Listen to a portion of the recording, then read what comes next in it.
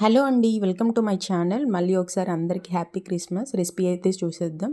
First అయితే నేను ఒక 3 క్యారెట్స్ తీసుకొని వాటిని చక్కగా చాప్ చేసుకున్నాను. తర్వాత స్టవ్ ఆన్ చేసి ఒక కడాయి పెట్టేసి అందులో ఒక గ్లాస్ వాటర్ వేసాను.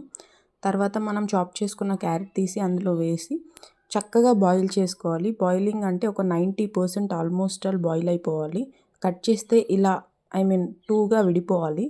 తర్వాత వాటిని తీసుకొని ఒక మంచి మిక్సీ జార్లో వేయండి.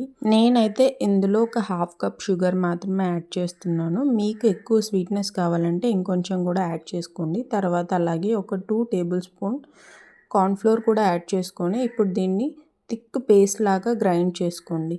ఇప్పుడు మళ్ళీ స్టవ్ ఆన్ చేసి కడాయి పెట్టి ఆ కడాయిలో ఈ పేస్ట్ అంతా వేసి బాగా థిక్గా అయ్యేలా కలపండి. ఇది ఎలా అయిపోవాలంటే అందులో ఉన్న వాటర్ అంతా ఎవాపరేట్ అయ్యి ఫుల్ థిక్ జల్లీలాగా ఫామ్ అవ్వాలి. ఇప్పుడు చేతికి కొంచెం గీ కానీ ఆయిల్ కానీ అప్లై చేసుకొని దాన్ని రౌండ్గా నీట్గా బాల్స్ లాగా చేసుకోండి. ఇప్పుడు ఆ బాల్స్ని ఒక గారె సైజు లేకపోతే వడ సైజు లాగా చేసుకోండి. అంటే షేప్ మీ ఇష్టం, ఎలాగైనా చేసుకోవచ్చు. ఇప్పుడు దాన్ని తీసుకెళ్ళి గ్రేటెడ్ కోకోనట్ ఉంటుంది కదా, అందులో జస్ట్ డిప్ చేసి తీయండి. ఇప్పుడు దీన్ని తీసుకొని ప్లేట్లో పెట్టుకొని మీకు నచ్చినట్టుగా గార్నిష్ చేసుకోండి.